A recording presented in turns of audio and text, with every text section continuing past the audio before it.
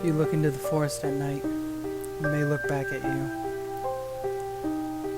Let me start off by saying, this is an old story.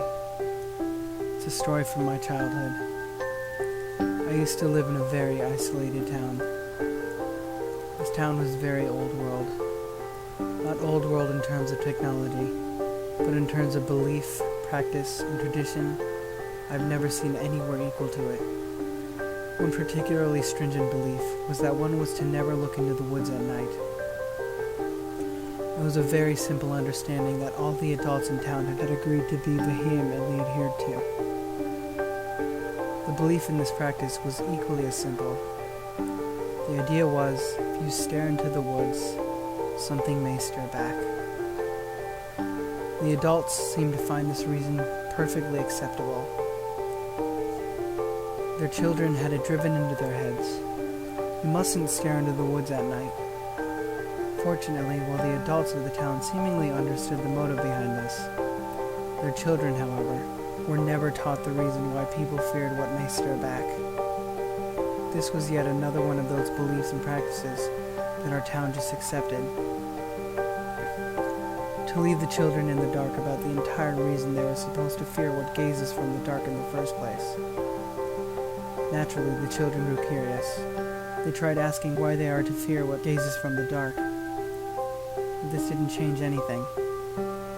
Some even tried to rebel by looking into the woods at night just to see what would happen, convinced it was all a tall tale made up by the adults. In doing this, the children were actually validated by what they saw looking into those woods. There was nothing. Just the black night before them. Any fear they had before this had completely vanished from their minds. Well, kids being kids, word got out to the parents.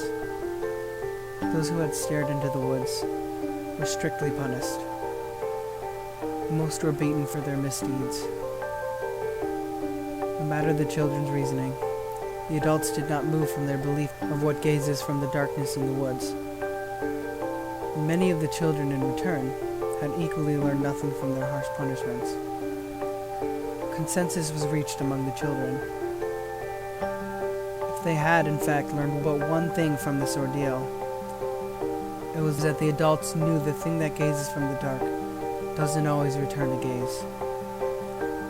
While many of the children had been decidedly convinced from the ordeal by their parents not to do what is forbidden again, whether now believing or simply out of a strict sense of fear by their own belief of what awaits from the parents at home, there were, however, a few among those children who decided to give it one last try. The children had vowed secrecy for one more night amongst themselves. One last group of children would make their way out to the edge of the woods after dinner that night for one last try.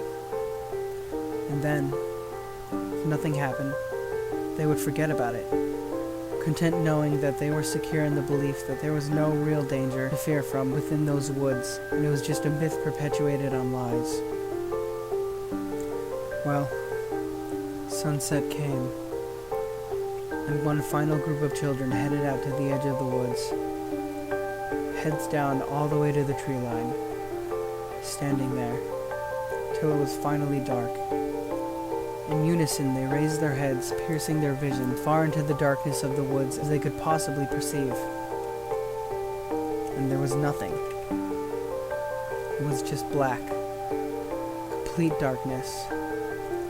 But something was different.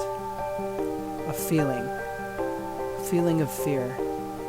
One of the kids dropped to their knees, another crying and running parallel to the woods.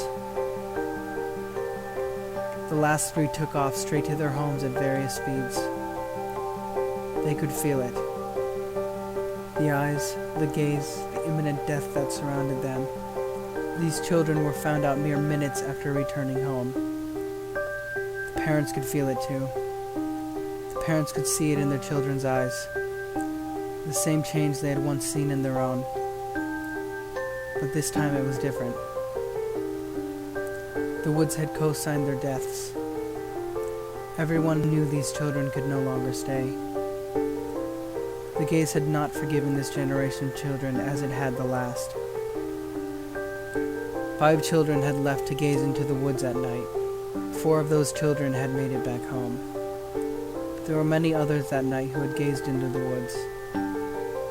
Those children had all gone alone. And those children were not forgiven by the gaze either. Nor had they ever been seen since they left the house during that day's sunset. In every spot where a child had been suspected to have gone missing, a pair of eyes were placed as a marker, only to be discovered the morning after. The rest of the children were sent away, never allowed to return. And so, here I am writing this story, in a land far, far away from that town. If I hadn't experienced it myself, I might not even believe it happened. It's been so long, but I needed to get this out there, for my own sake. Lately I've been having trouble recalling, even my own memories of what happened in that town. I feel if I don't write it now, or soon, I may miss my chance.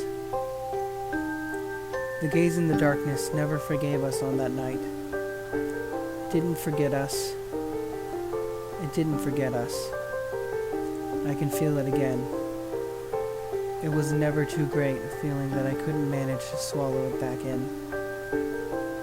But it's gotten stronger now. It seems the gaze followed us. Feeling that same impending death now as I did all those years ago. The adults are getting together tonight to discuss what to tell our children. I hope I can convince them to be transparent this time.